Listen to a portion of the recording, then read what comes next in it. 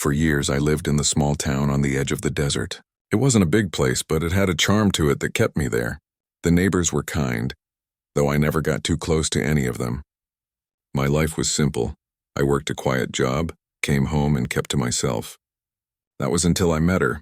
She wasn't like the others in town. She didn't care much for the gossip or the small talk. Instead, she kept to herself.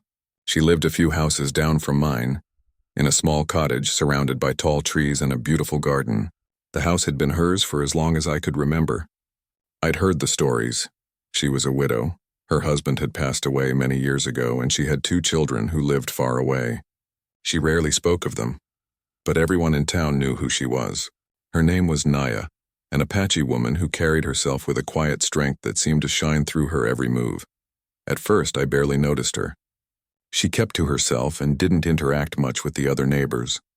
But slowly over time, my curiosity grew. I'd see her outside tending to her garden, her hands moving delicately through the flowers. She was a woman of grace, always calm, always in control. There was something so magnetic about her. It wasn't just her beauty, though she was undeniably beautiful. It was the way she seemed to be at peace with the world.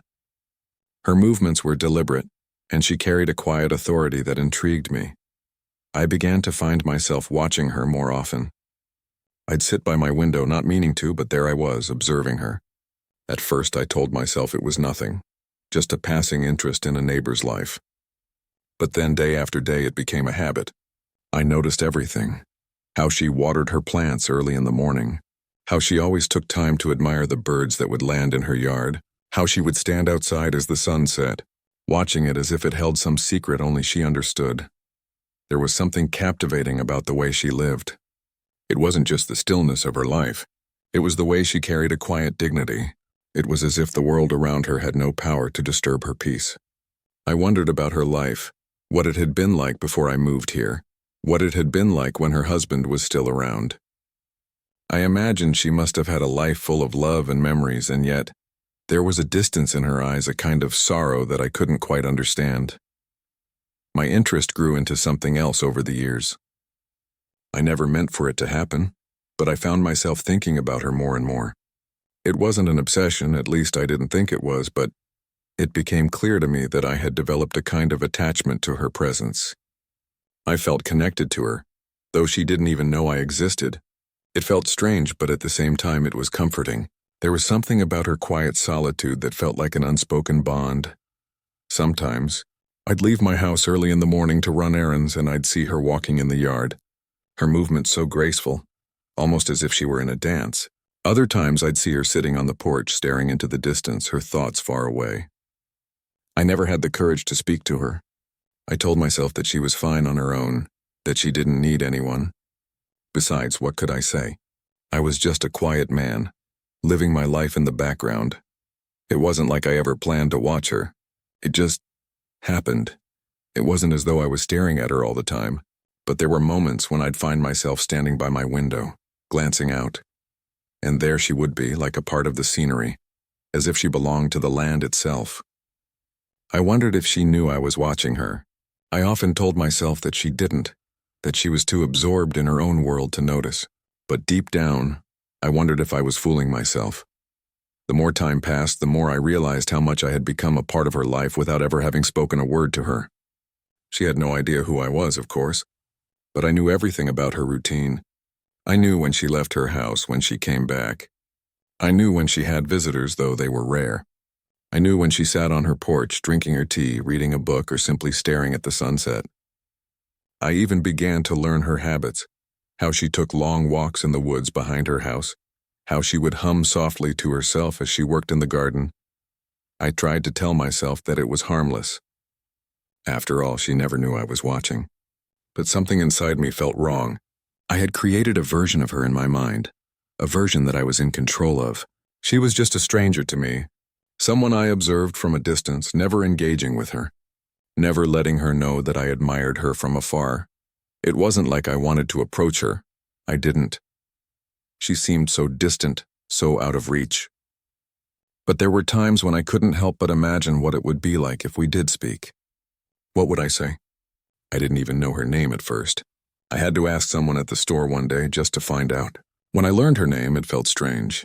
It was like I was uncovering a secret, but I didn't feel any closer to her. There were other moments, though, when I wondered if she knew. If she had noticed me watching her all these years.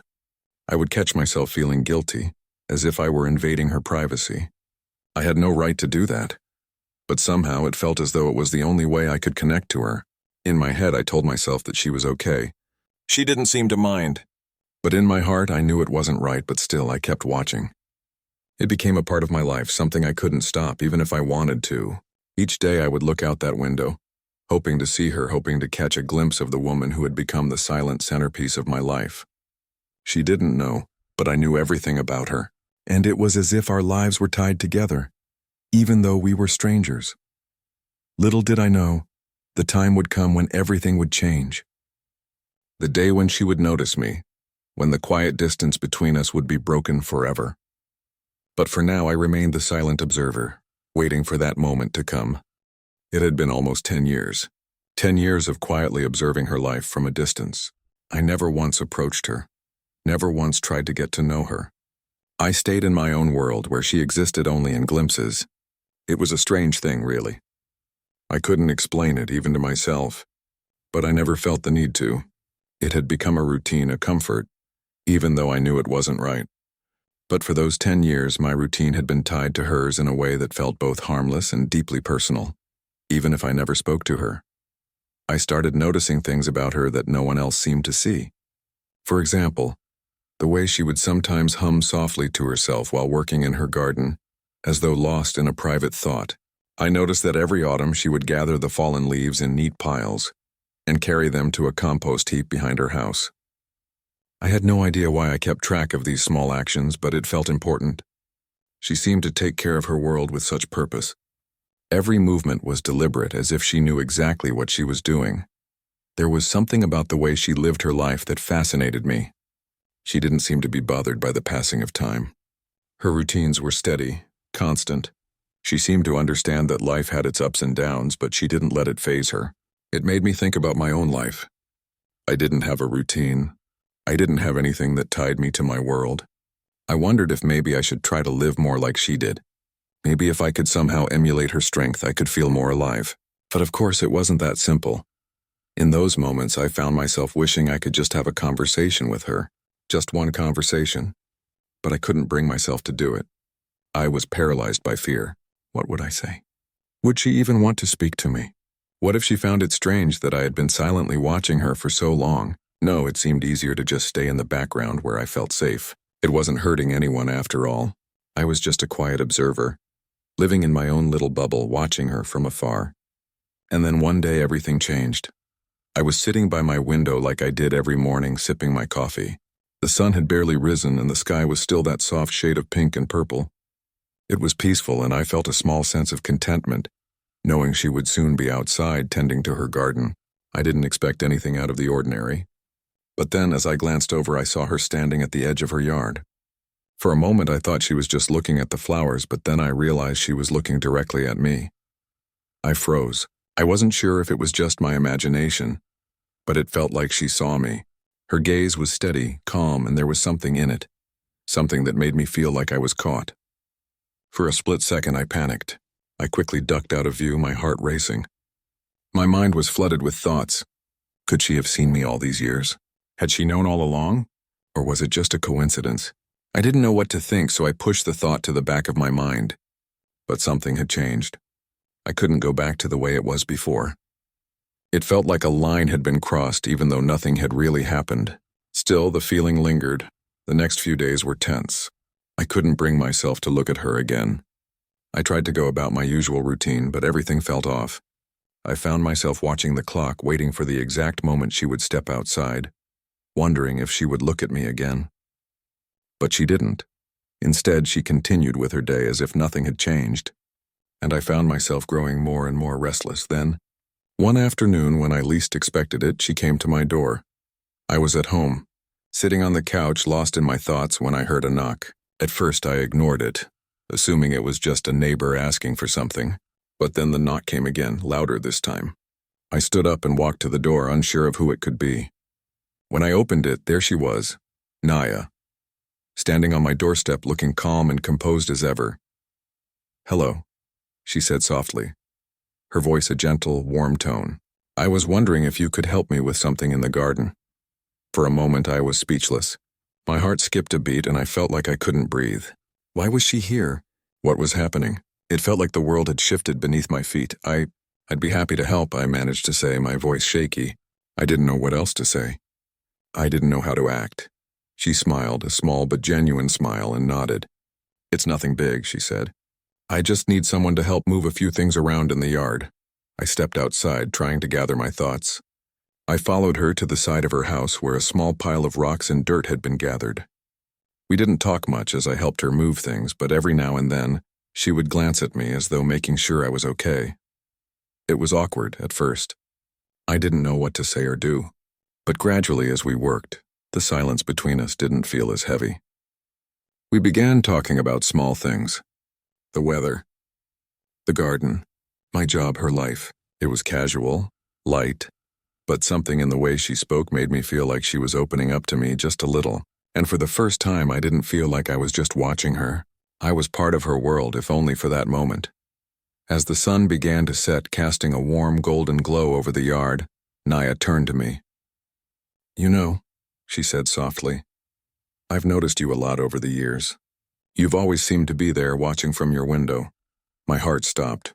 The blood drained from my face and I could feel my cheeks flush. I didn't know how to respond. She must have seen me all those times. She must have known. I didn't mean to make you uncomfortable," I stammered. "I never meant for you to notice." She smiled gently. "It's okay. I didn't mind. I just wanted to let you know that I've seen you too. And I think it's time we actually talked." I was stunned. For the first time in years I felt seen, not just as a distant observer, but as a person. And as I stood there facing her, I realized that everything had changed. The quiet distance I had kept between us was gone. And for the first time, I wasn't just a silent watcher. I was a part of her life, even if only in this small way. It was the beginning of something new, something I hadn't expected. And though I still didn't know where it would go, I knew one thing for certain. I couldn't go back to being the man who watched from his window. The days that followed that conversation with Naya felt different, as if a veil had been lifted. I had no idea what to expect, but something had shifted between us. She had acknowledged that she knew I had been watching her all these years, but she hadn't been upset or angry about it.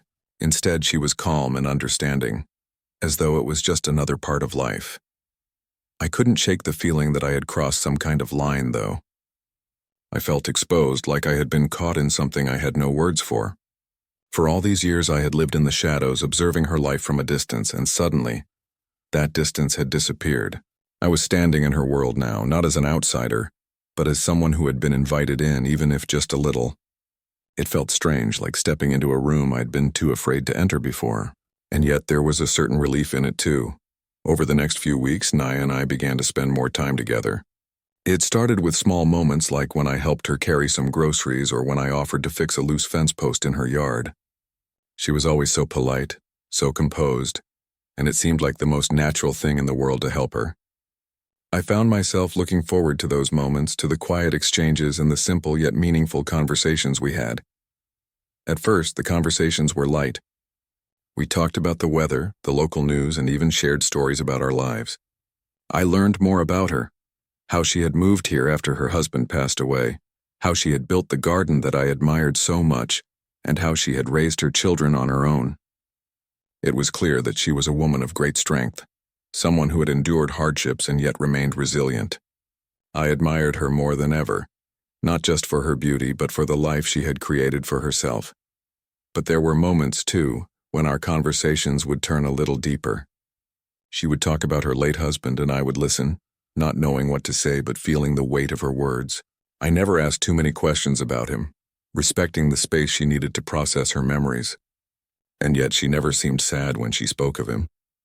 It was as if she had accepted his death long ago, and instead of allowing it to define her, she had made peace with it.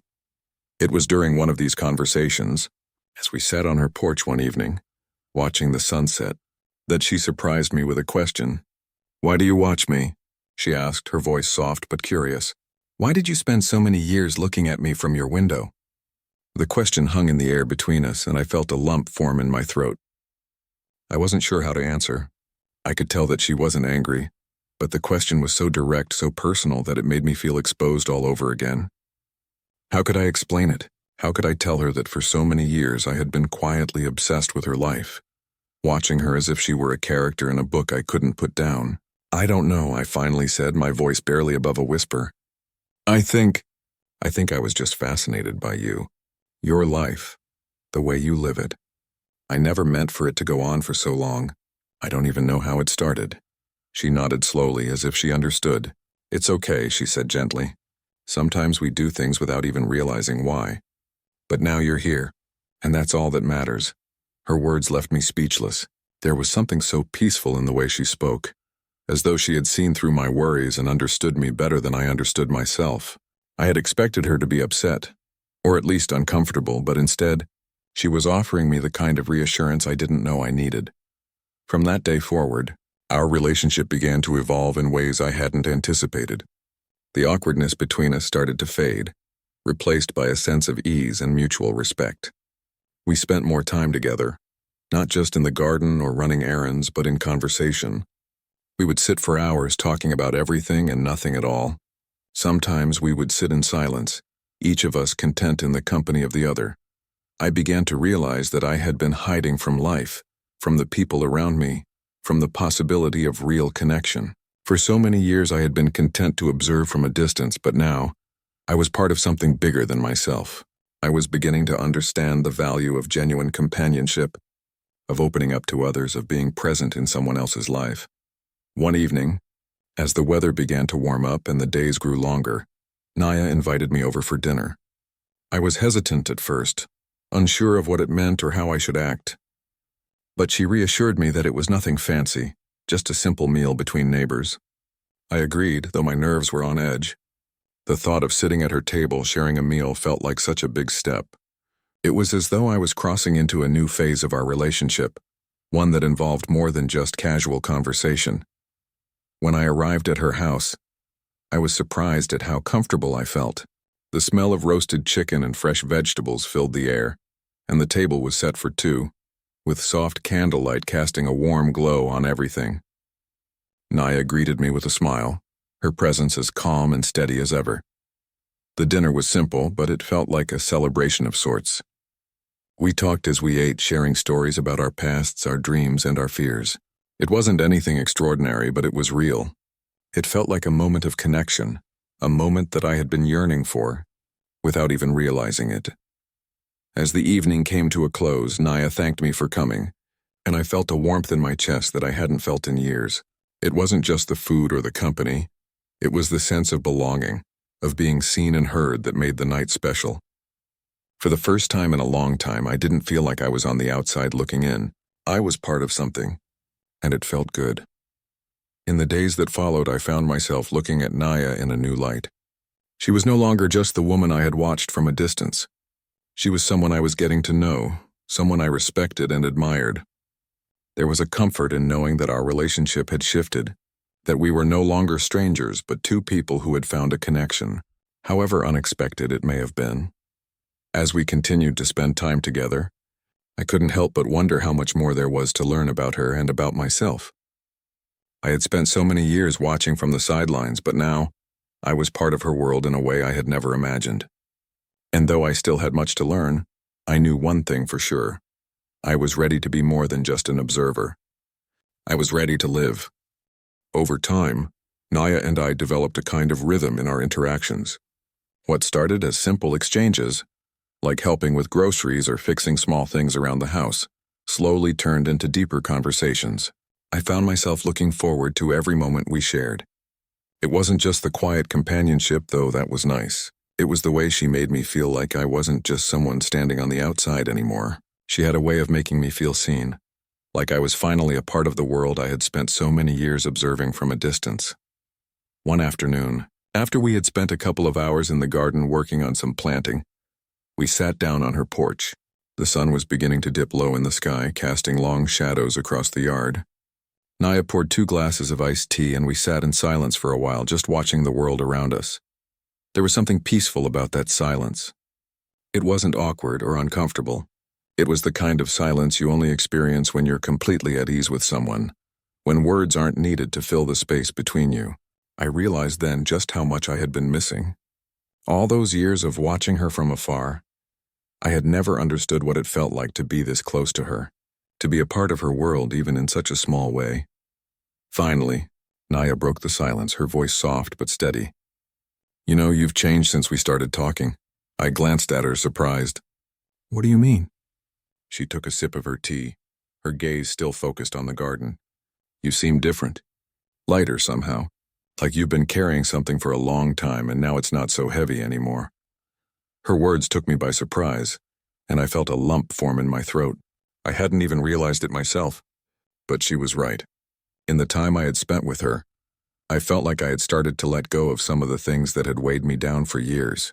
It wasn't just the act of finally talking to her, though that was part of it. It was the realization that I didn't have to hide anymore. I didn't have to live in the shadows of my own life, observing from a distance, afraid to reach out. "I didn't even know I was carrying anything," I said, my voice quieter than usual. "But now that you mention it, I do feel lighter." She smiled at me, her eyes warm. "It's not always easy to see the things we're holding on to. Sometimes it takes someone else to point them out." I nodded, feeling a mix of gratitude and embarrassment. She had a way of speaking that made everything seem so simple, as if the answers to life's questions were right in front of me all along, just waiting for me to notice them. After that conversation, I began to notice more and more how much I had changed in the short time we had known each other. The man who had spent so many years watching from his window was no longer the same. I was opening up in ways I hadn't thought possible. I started taking part in my own life instead of watching it pass by. I began speaking to my other neighbors, even helping them with small tasks. I found myself feeling more connected to the world around me, to people, to life itself. And a big part of that change was because of Naya. She never pushed me to change. It wasn't like that at all. She simply offered me a space where I could breathe, a space where I could just be myself without any expectations. And somehow that made all the difference. She wasn't just a neighbor to me anymore. She had become a source of comfort, of peace, of understanding. In her presence, I felt like I was allowed to let go of my fears, my hesitations, and just exist as I was, without pretense. There were moments when I still found myself thinking back to the years I had spent observing her, wondering how it had all started.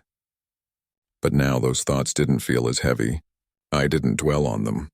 Instead, I focused on the present, on the moments we shared, and on the growing bond that was forming between us. One evening, after a long day of working in the garden, Naya invited me to stay for dinner again. I hesitated at first, but she insisted. "You're always helping me, always around when I need you," she said with a smile. "The least I can do is offer you a meal." I agreed, and soon we were sitting at her kitchen table, enjoying a warm, hearty dinner she had made from scratch. It was a simple meal, but it felt special. As we ate, we talked about everything and nothing. I told her about my childhood, about growing up in a small town not far from here, and she told me more about her life, about the loss of her husband, and how she had learned to carry on without him. It wasn't always easy for her, she admitted, but she had never let it stop her from moving forward. "I think we all have our own battles," she said softly, "but it's how we choose to face them that matters." Her words resonated with me. It was a simple truth, but it felt like a revelation. For so long, I had let my fears and insecurities hold me back. I had watched life from the sidelines, afraid to take the first step. But now, sitting here at her table, I realized that I had the power to change that. I could stop hiding. I could step into my own life just as she had stepped into hers. As the evening drew to a close and I stood to leave, Naya stopped me at the door. "Thank you for spending time with me," she said, her voice sincere. "I don't think you realize how much it means to me." I smiled, feeling a warmth in my chest. "The pleasure's all mine," I replied, and it was true. I had never felt more at peace with myself. I had finally let go of the walls I had built around myself, the walls that had kept me isolated for so long. Naya had shown me that there was more to life than observing it from a distance. There was beauty in the connections we made, in the moments we shared, and in the way we chose to live our lives. As I walked back to my house, I felt a sense of calm wash over me. It wasn't just because of the dinner or the conversation. It was because I knew that I had taken another step forward, and for the first time in a long time, I felt like I was exactly where I was supposed to be. As the weeks passed, something inside me shifted. I had come to realize that life wasn't just about the things I had been hiding from. It wasn't about standing on the sidelines and watching others live while I stayed frozen in my own hesitation. Naya had shown me in the most subtle way that there was more to life than just observing. There was living, and living meant taking chances, making connections and facing the world, even if it was messy and uncertain. The more I spent time with Naya, the more I realized how much I had been missing. She had this quiet strength and unshakable calmness that seemed to draw people to her. It wasn't just because of her beauty or her peaceful demeanor. It was the way she seemed to embrace life, all of it, the good and the bad, with an open heart. She wasn't afraid of the past, of the pain she had endured. She had learned to carry it, not as a burden, but as part of her story. And that, in itself, was inspiring. One afternoon, as the sun began to set and the sky turned that beautiful shade of orange and pink, I sat with Naya on her porch. We had just finished working in the garden, and the air was cool and refreshing. We didn't speak much at first, just enjoying the quiet, the peace that seemed to hang in the air. Finally, Naya broke the silence. "You've been different lately," she said, her voice soft but clear. I looked at her, unsure of what she meant. "Different how?" I asked, my voice hesitant. She smiled, a small, knowing smile. "I can tell. You've changed. You've stopped hiding." Her words caught me off guard. I hadn't realized it myself, but she was right. I had stopped hiding. I had stopped keeping my distance, stopped being the man who only watched life happen from the outside. I had started to step in, to take part in my own story. And it wasn't just because of her. It was because I had finally realized that I had a place in the world, that I wasn't just meant to observe it passively. I was meant to live in it, to connect with others, to share experiences and build relationships. "I think you're right," I said slowly, finding the words as I spoke. "I've been hiding for a long time. From everything. But being with you, helping you, it's made me realize that I don't have to be afraid of living." She nodded, her eyes reflecting the fading sunlight. "Sometimes it takes someone else to remind us of that. But it's up to you to keep moving forward. You've already taken the first step." Her words felt like a gentle push forward, a nudge in the right direction. And for the first time in a long time, I felt ready to take that step. I wasn't sure where it would lead, but I knew I couldn't stay where I was anymore. I had been standing still for too long, watching others live their lives while I stayed on the sidelines. But now, I felt like I could finally take part in my own life. Over the next few days, I started doing things I hadn't done in years. I began reconnecting with old friends, the ones I had drifted away from over the years. I spent more time outside, exploring the woods behind my house, taking long walks, just breathing in the fresh air. I even signed up for a local class on woodworking, something I had always wanted to try but had never dared to pursue. But no matter what I did, Naya was never far from my thoughts. She had opened my eyes to a new way of living, a way of embracing life with all its challenges and joys. She had shown me that there was no shame in moving forward, no matter how difficult it might seem. And as I spent more time with her, I began to see how much more I could be, how much more I could give to the world around me. It wasn't just about the work we did together in the garden, or the small tasks I helped her with around her house. It was about the conversations, the quiet moments of understanding, the way she made me feel like I mattered. She never pressured me to change, never told me what I should do. She simply let me be. And in doing so, she gave me the space I needed to discover who I really was. One evening, as we sat on her porch watching the stars begin to appear in the sky, Naya turned to me. "You know," she said softly, "I'm glad you're here. It's not just the help. It's you. You've brought something to my life that I didn't know I needed." I felt my heart swell with emotion. I didn't know what to say, but I knew I meant it when I responded. "I feel the same way," I said. "I never expected any of this. I never expected to feel alive again." Naya smiled, her eyes bright. "Sometimes the unexpected things are the best. They shake us awake, make us see what we've been missing all along." Her words resonated deeply with me. I had been missing so much, not just in my life, but in the way I viewed the world. I had been too focused on the things I couldn't control, the things I couldn't change. But now, sitting there beside her, I realized that I had everything I needed to move forward. I had a second chance, a chance to live my life fully, to embrace everything that came my way. As time went on, Naya and I grew closer. Our friendship deepened, and it was clear that we had become an important part of each other's lives. I didn't know where it would lead, and I didn't need to. What mattered was that I was no longer just watching from a distance. I was living fully present, embracing each day as it came, and for the first time, I felt at peace with that. One evening after we had finished a long day of work, Naya turned to me with a smile. "I'm glad you decided to stay," she said quietly. "I think you've finally found what you were looking for." I didn't respond right away. I didn't need to. I just sat there, looking out at the world we had both learned to embrace. There was no rush, no need for answers. For the first time in years, I knew I was exactly where I was meant to be, and that in itself was enough. In the end, it wasn't just the work we did together that mattered. It was the connection we had built, the friendship that had blossomed from two strangers once worlds apart, now walking side by side. And as I looked at Naya, sitting beside me under the vast starlit sky, I realized that sometimes the greatest journeys are the ones that start unexpectedly.